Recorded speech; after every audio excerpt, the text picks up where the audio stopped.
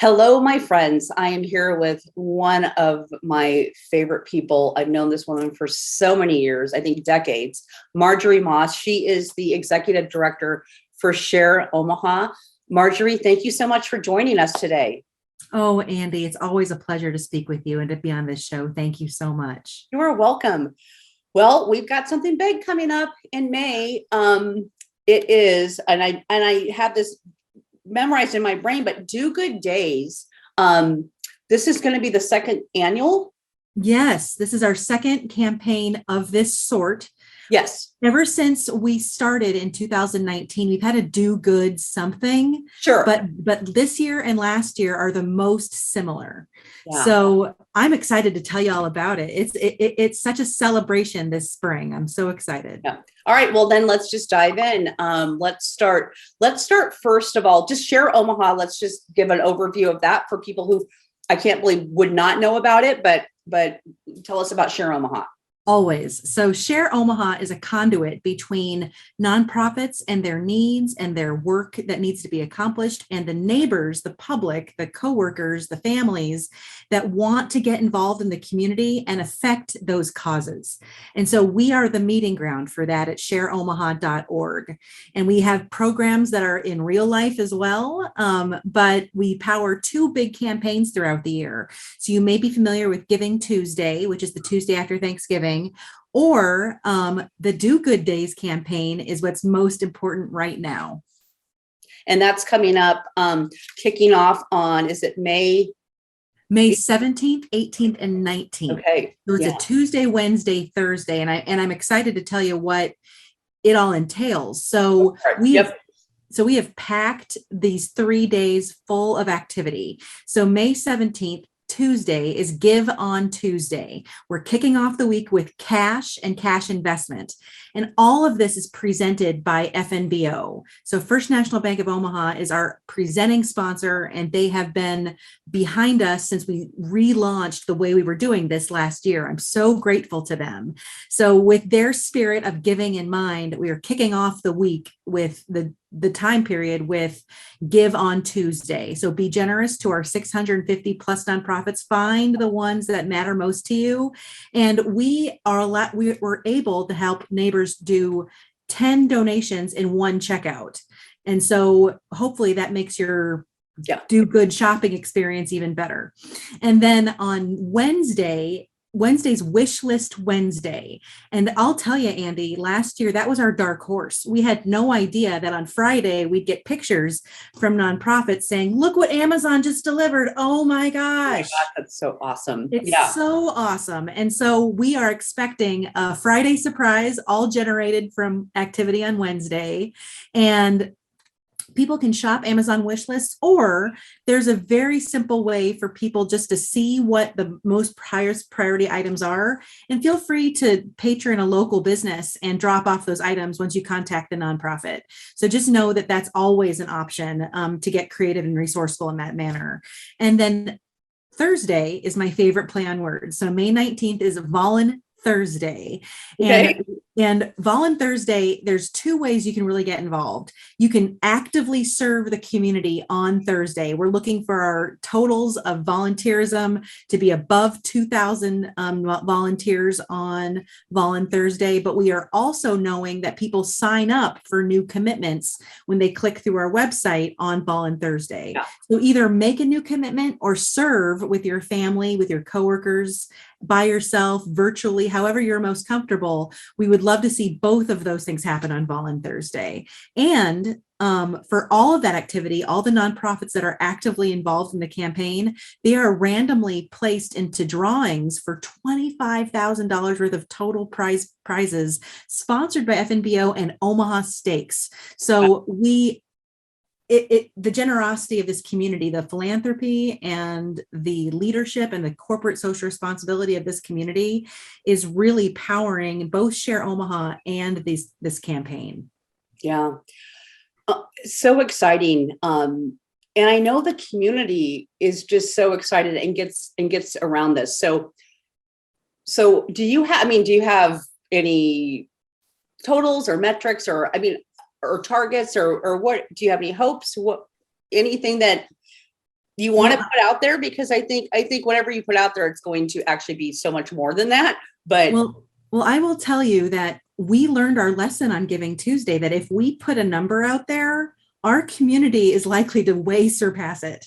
Yeah. And so why put a lid on what the possibility is? So Absolutely. Last year, we, through all sources, through community foundation donations, through offline gifts, through checks and online processing that nonprofits had, because we want people to feel generous in the way they're most comfortable. Yeah. So our nonprofits report to us in all the streams that come in. We raised $2.56 million last year in our first year of this campaign. Wow. We are just hoping to exceed that. Yeah. And if and when we do, I cannot wait to share the results, because this community never disappoints what we see at Share Omaha.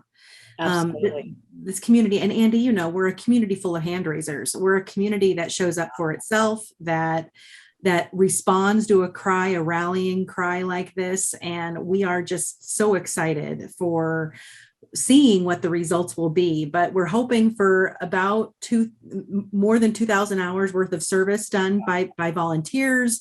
We're hoping for over 900 volunteer signups, which is what we saw last year.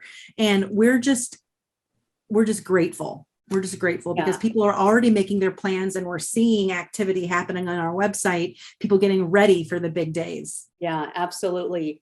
And I love what you said, Marjorie. I mean, or alluded to, there's no right or wrong way to give back or to volunteer or to get involved. I mean, there's no amount too small, that, you know, everybody is invited to the table of giving back. Regardless of your circumstances.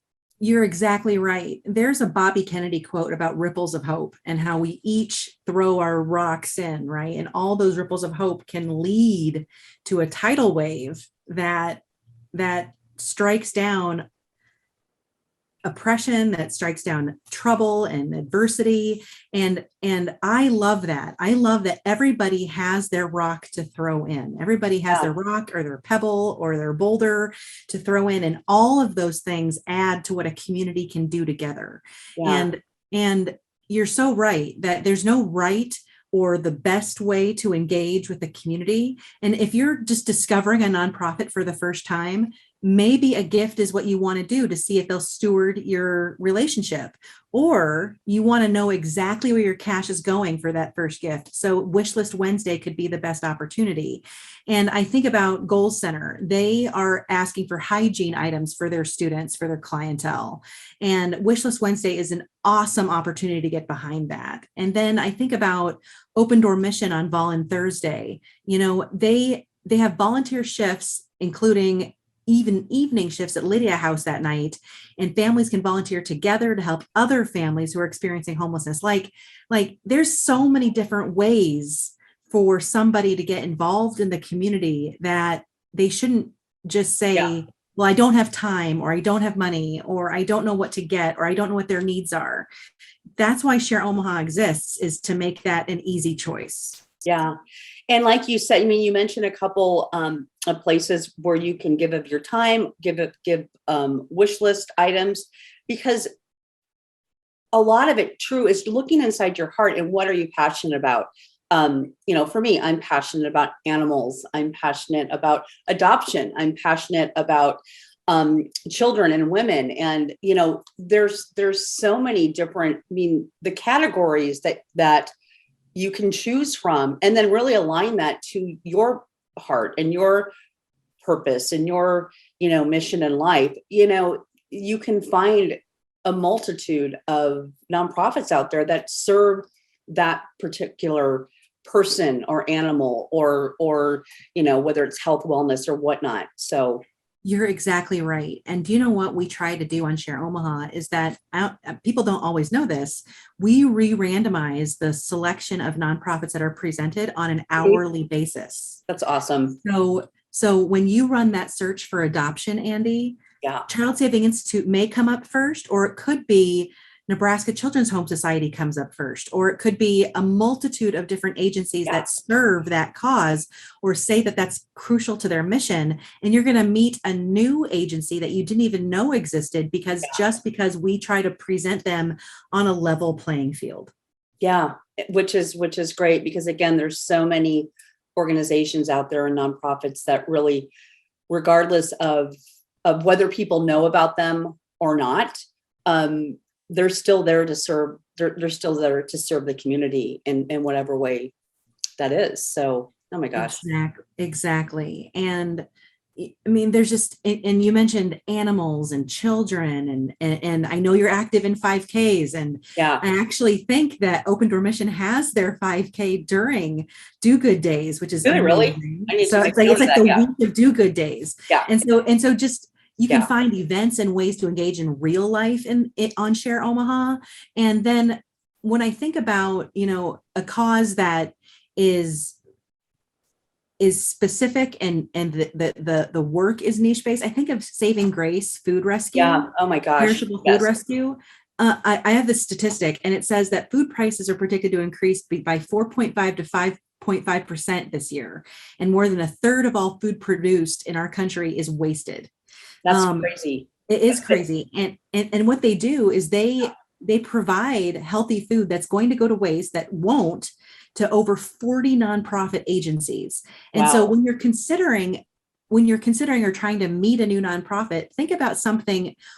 If there's an issue that bothers you, basic needs, thinking about somebody like Saving Grace is maybe a new way for you to think about those needs being met.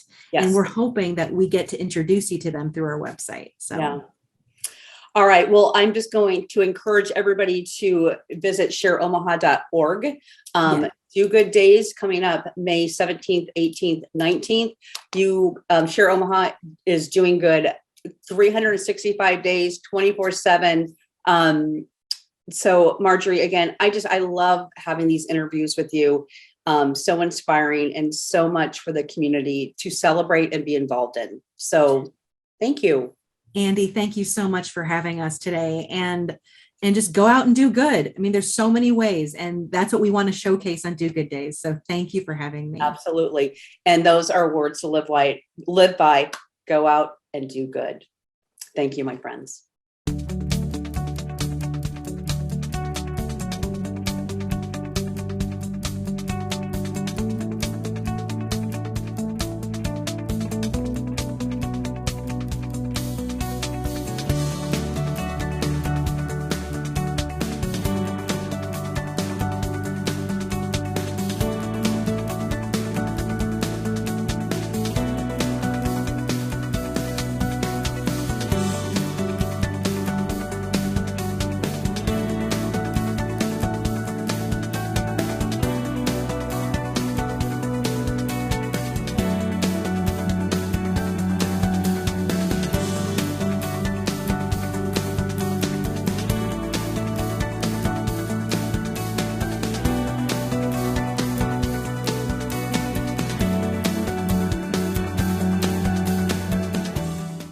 Well, I am so excited to be here with Dr. Viv L. Ewing, PhD. She is the new president and CEO at Children's Square, U.S.A. Viv, thank you so much for joining me. And it's so great to see you. It's great to see you too, Andy. And I love my new role as president of Children's Square. Happy to talk to you about that today and educate the community, and hopefully let the community know what we're doing to help children and families.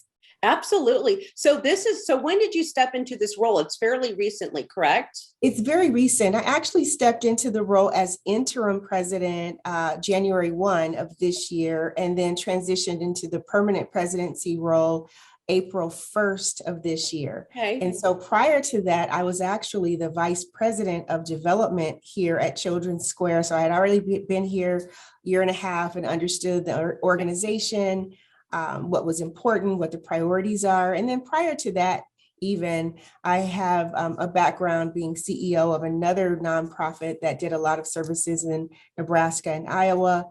and then executive roles with other nonprofits as well. So I was really excited to step into the permanent presidency role and really help elevate what we're doing and promote the wonderful work that we do to help children and families. So I'm just wildly excited. Yeah. Well, I'm familiar with Children's Square.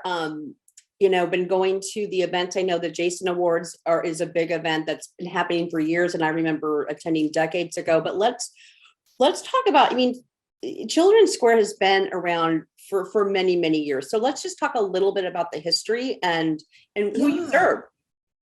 Andy, Children's Square is actually 140 years old this year, 140 years old. And so a lot of people don't know that. We were here before a lot of other bigger operations, but we've been around for a very long time, making a difference in the lives of children and families. And it's interesting when you look at how it all started, where our campus is located here in Council Bluffs. And let me just interject something. We serve both the Council Bluffs area and the Omaha area, the metro area. Sure. And so when the organization started, it was in 1882, 2 days before Christmas, during a pandemic. And a gentleman walked up to Pastor Lemon and his wife, who were pastors in the city, and said, take these children. I don't know what to do with them. His wife had just died from the pandemic. His job was lost because of the pandemic. He was all alone, didn't know what to do. He had been drinking, and he said the only thing he knew to do was to take the kids to the pastor and his wife. 3 young children under the age of 4. Wow. When he dropped those children off, the pastor said, oh, no, we don't take in children. We're a pastor here, a church. This isn't what we do. Now come see us on Sunday. We can help you. So the man was very insistent and said, please take these children. I don't know what to do. Lost my job, lost my wife due to the pandemic. I'm really at my wit's end. With hesitation, the pastor and his wonderful wife said, okay, we'll take the children in and we will take care of them. So the gentleman walked away, left his kiddos there with the pastor and his wife. And that was the birth of Children's Square. It started off as a children's orphanage and then grew into what it is today, providing over 30 different types of services for children and families, at-risk children and families. Wow. So that's a little bit about how it got started. And now we provide a whole array of wraparound services for the children and for the families, because we believe it's important to not only serve that child, but also to help that mom, that dad, that caregiver, grandmother, or that aunt who's raising those children, give them the support and tools they need to be effective as that parent or guardian. Yeah. So let's talk a little bit about our So Children's Square, kids are staying at Children's Square? Are they connecting to kids in the community? All of the above. We have several different programs here, depending on what that child needs. We have, first of all, let me just give you a nutshell of what we have, and then I can talk a little bit more about living here versus coming here for services. So we serve over 1,000 children and families every single day, 365 days of the year, Monday through Sunday. The whole week. So what we do is we provide early childhood education services. We have a school on our campus for special needs children, grades 1 through 12. We have a children's emergency shelter, which is a short-term stay for children who need that emergency place to stay until more stable housing can be provided for them. We do have children that stay on campus in our residential program. These are children that are in our pediatric mental health, psychiatric health facility, and they live here on campus receiving services, learning how to manage their behaviors, learning how to set goals for themselves, because our goal is to make sure they grow up with a bright future. We show them how to do that here at Children's Square. So yes, we do have some children that live on our campus. We have cottages where we have adults, our staff living there with the children, teaching them what it's like to live in a positive family environment. They have to help prepare the meal, just like you would have to do at home if you're a child. You're going to have to help clean up the kitchen floor if you spill something. You're going to have to help set the dinner table for dinner or for breakfast. So we want those children to learn what it's like to be in a healthy family environment. So when they finish our program and they go back home to mom, dad, or a caregiver, they know what's expected in terms of being a part of a family. So we try to create that family environment while they're living here with us. They even have to clean their room. And so we teach them all of those skills in addition to addressing any behavior health or mental health needs that that child or young person might have. Overall, our campus serves children from birth all the way up to age 23. So we have services for young adults as well. Because we work with foster care and adoption, we have what's called aftercare services. After a young person basically finishes their time in foster care at age 18, you age out. And we know that at age 18, a lot of young people are not ready to be independent adults. So we provide a lot of support services for those children or those young people aging out of foster care. We have a whole program just for that here in the local area as well as in Sioux City, because we want those young people to be able to make it and be successful in life. Yeah, and that's a very challenging time, regardless of who you are as a child, that 18-year-old, but especially when you've had the circumstances of life that so many of these kids have, to be able to have that chance to succeed, which is exactly what you're offering them, is that chance to succeed. And we provide the support for them to succeed, provide the resources. And so that helps them to be able to direct their efforts to truly being independent. Because just because you turn age 18 doesn't mean you know how to buy a car. It doesn't mean you know how to find an apartment, but we teach them all of those kinds of skills and provide resources to help them get there. Well, let's just talk a little bit about the golf tournament, and then we'll wrap up with how people can support Children's Square USA. But you've got a golf tournament coming up here on the 12th of May. So it's exciting. Yeah. Yes, we have a golf event happening on May 12th. It's called Chipping In for Children. It's an annual event to raise funds to support the programs and services of Children's Square. But we invite the community to come out and have a corporate team. You could have a family team or just a girlfriend or guy friend team. And it's for a great cause. It's at Top Golf in Omaha. Yep. And everyone knows where that is. It's a wonderful facility, but they allow us to host it there for the last couple of years. Prior to that, we were at a golf course, but it's at Top Golf on May 12th, starting at 4 p.m. And what happens is people come together. We provide a meal for the guests who are there. We usually have some raffle items where people can get a ticket and support the cause, but have a chance at winning some fabulous prizes. But it's a great time, a great event, and it's a wonderful opportunity to support Children's Square. Absolutely. Well, we've got a minute or less left. So let's talk a little bit about how people can support Children's Square. I know you have information on your website. Obviously, money is great to donate money, but are there other ways people can also contribute? Absolutely. People can volunteer. And you can volunteer by calling or just emailing us. You can get our email through childrensquare.org or give us a call at 712-322-3700 and just say, hey, I want to volunteer. We're also looking for people to help us with our major events like our golf event or our gala or even our fun run that we're having next summer.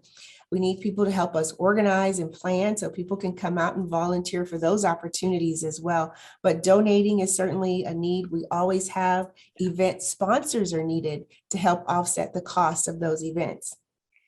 Well, Viv, again, thank you so much. It's so great to see you. Congratulations on your new position. Thank you, Andy.